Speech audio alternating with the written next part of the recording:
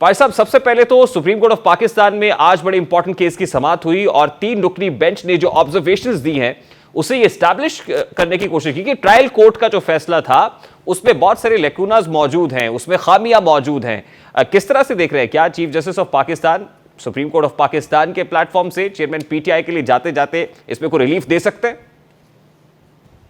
मेरा ख्याल है कि चूंकि एक फोरम दरमियान में इस्लामाबाद हाई कोर्ट का मौजूद है और उसने कॉग्निजेंस ली हुई है, और इसीलिए उन्होंने कल 2 बजे का टाइम रखा है। और चूंकि इस्लामाबाद हाई कोर्ट में भी कल सुबह का वो टाइम फिक्स है डिसीजन के लिए, उसके आर्गूमेंट्स के लिए, और कैटेगरिकली ये कहा है कि हम हाई कोर्ट की जो है वो रिस्पेक्ट करते हुए इंटरफेरेंस नहीं कर रहे। आपको याद होगा कि आपके प्रोग्राम में भी हमने यही बात की थी कि 2-3 ऐसे चीजें हैं इस केस में जिसमें एपलेट स्टेज पे खान साहब को फायदा पहुंच सकता है, जिसमें नंबर 1 जो है वो उनको डिफेंस एविडेंस पेश ना करने की मोहलत जो है वो ना देना।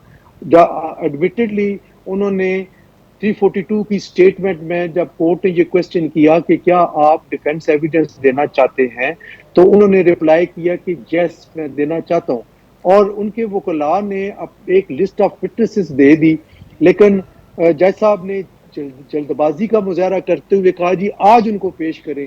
वो नहीं पेश कर सके कि शायद एक आध गवाह कराची से आना था, तो उन्होंने कहा कि कल या परसों तक दे दें, लेकिन वो मोहलत उन्होंने नहीं दी और उसका ऑर्डर उसी वक्त सुना दिया कि मैं ये समझता हूं कि ये इररेलेवेंट एविडेंस है। हम ये समझते हैं कि ये चीज उन्होंने कोई मुनासिब नहीं की। हर मुल्ज़म का हक होता है कि वो डिफेंस एविडेंस दे, और वहां पे वो राइट उनका एक्रू हो गया था 342 की स्टेटमेंट में जब इनको दिया गया। आप समझते हैं कि ट्रायल कोर्ट में उन्हें हक के दिफा नहीं दिया गया और ट्रायल कोर्ट के फैसले में खामियां या यूं कहिए कि ब्लंडर्स हैं कि सुप्रीम कोर्ट ऑफ पाकिस्तान के 3 रुकनी बेंच को यह कहना पड़ा कि ट्रायल कोर्ट को उजलत क्या थी फैसला देने में? आप समझते हैं कि ब्लंडर्स हैं उसमें, ये लेकुनाज मौजूद है? जी बिल्कुल ये मौजूद है और इसका बेनिफिट इनको मिलना है। और दूसरा जो है वो 2 दफा हाई कोर्ट ने मैटर रिमांड किया ट्रायल कोर्ट को। पहली दफा ये कहा कि विद इन 7 डेज इनको सुन के दोनों पार्टीज को मेंटेनेबिलिटी के पॉइंट पे आप स्पीकिंग ऑर्डर करें, तो उन्होंने 7 डेज के बजाय 3rd डे ही एक फैसला कर दिया कि मेंटेनेबल है और प्रोसीडिंग शुरू कर दी। दोबारा वही मैटर जब आया तो फिर हाई कोर्ट ने कहा, और वेरी नेक्स्ट डे उन्होंने केस फिक्स किया और 3 दफा पुकार कराई।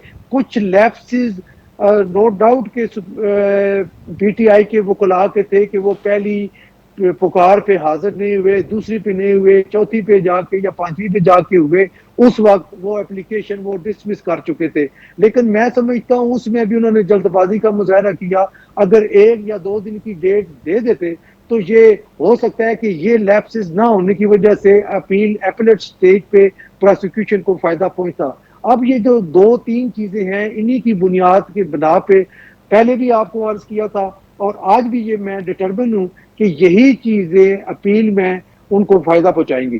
पाशा साहब, ट्रायल कोर्ट उजलत में थी तो मेरा बड़ा सादा सा सवाल है कि आज सुप्रीम कोर्ट ऑफ पाकिस्तान की प्रोसीडिंग्स देख के लगता है कि सुप्रीम कोर्ट ऑफ पाकिस्तान भी उजलत में है?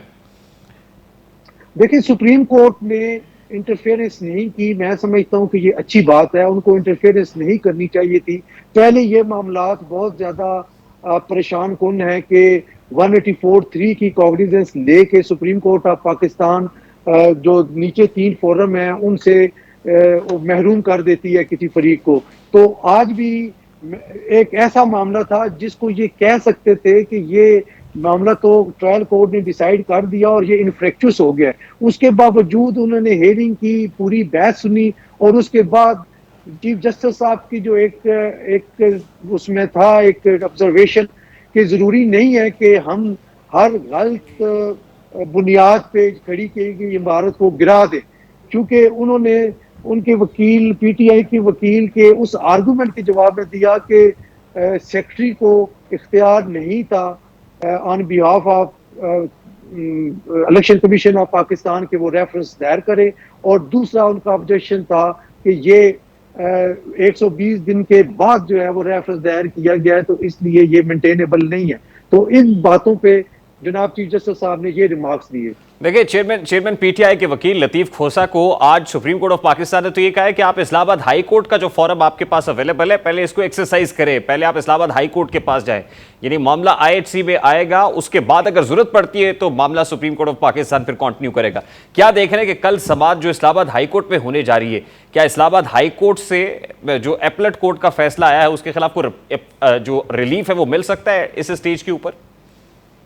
अब मेरा ख्याल है कि देखिए, बतौर कानून के तालिब इल्म मैं ये बात जरूर कहूंगा कि चेयरमैन पीटीआई को 3 साल सजा हुई है, जिसको हम कानून की इस्तिलाह में शॉर्ट सेंटेंस कहते हैं।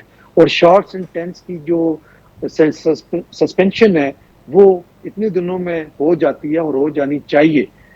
लेकिन प्रॉब्लम ये है कि अब बहुत सारे केसेस में उनकी जो प्री अरेस्ट बेल एप्लीकेशन थी वो अदम हाजिरी की बुनियाद पे डिसमिस हो गई हैं, तो फौरी तौर पे जेल से निकलने का मुझे इम्कान नजर नहीं आ रहा अनटिल एंड अनलेस जिन केसेस की जमानतें मनसूख हो गई हैं उनमें फिर वो नहीं, लेकिन पाशा साहब, as far as this case is concerned, तोशा खाना केस के अंदर इस्लामाबाद हाई कोर्ट से रिलीफ मिलता हुआ देख रहा है। बाकी केसेस की बात तो बाद में।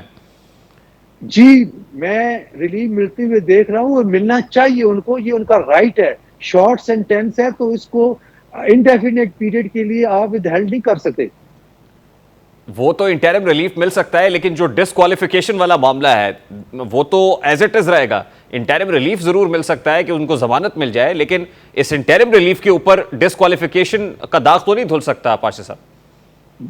बिल्कुल नहीं, डिस्क्वालिफिकेशन का दाग तब धुलेगा जब ये बरी हो जाएंगे, चाहे या इस्लामाबाद हाई कोर्ट से बरी होते हैं या सुप्रीम कोर्ट से। बरी होने के बाद ही डिस्क्वालिफिकेशन का, क्योंकि ये जो बाहर बेल होने वाली बात है ना, ये सर वो जजमेंट वक्ती तौर पे सस्पेंड होती है, बर्रियत नहीं होती।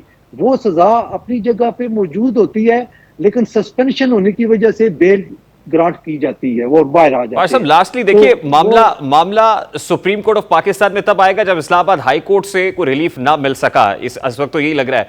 और सुप्रीम कोर्ट ऑफ पाकिस्तान से एक दरखास्त और भी चेयरमैन पीटीआई ने अपने वकला की वसातत से की है, और वो against chief justice Islamabad high court है, उन पर तनकीद की जा रही है और फिर सुप्रीम कोर्ट से नोटिस लेने का मुतालबा किया गया है। इस मामले को किस तरह से देख रहे हैं, खासतौर पर chief justice Islamabad high court पर जो ट्रोलिंग हो रही है, पाकिस्तान तहरीक इंसाफ के ज़ुमा भी उनके खिलाफ बातें कर रहे हैं और जिस तरह की बदजुबानी हो रही है, how do you see this? एक रहनुमा ने तो ये तक कह दिया कि वो रेफरेंस लाएंगे उनके खिलाफ। देखिए, ये बड़ी बदकिस्मती है, इस तमाम मैटर को पोलिटिसाइज किया जा रहा है। आप देखें कि कल हम देख रहे थे कि कोर कमेटी की मीटिंग हुई और वहां पे ये डिसाइड किया कि हम रेफरेंस फाइल करेंगे, और जो ऑब्जेक्शन लगाए गए chief justice Islamabad high court पे वो भी हैं कि जी बाइस्ड हैं, दिस एंड दैट सारा, तो हम इनकी जो केसेस हैं वो पेशावर या लाहौर हाई कोर्ट में मुंतकिल किए जाए।